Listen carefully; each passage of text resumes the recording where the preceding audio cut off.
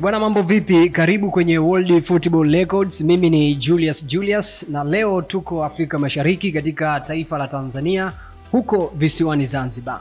Kwenye soka la ushindani kumekuwa na matokeo ya kikatili sana. Soka lina matokeo yanayoweza kubashirika kwa baadhi ya mechi kwa kuzingatia namna timu zinavyokutana, zinavyojiandaa, uwezo wa timu, uwezo wa mchezaji mmoja mmoja na mipango mingine ya ndani na nje ya uwanja.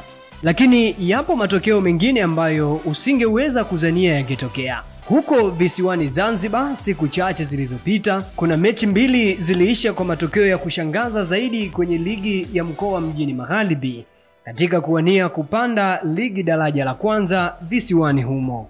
Katika uwanja wa Maubii, timu ya Umoja wa Mbuzini ilishinda jumla ya mabao 50-0, huku mchezo mwingine uliochezwa katika uwanja wa Mau A, timu ya Kudemba iliibuka na ushindi mnono wa mabao 46-0 dhidi ya Muungano Rangers. Hakuna aliyeamini matokeo haya yakaonekana ni ya kupangwa, na mamlaka za soka za Zanzibar zilichukua hatua ya kuipiga faini na kuzishusha daraja timu zilizohusika na upangaji wa matokeo.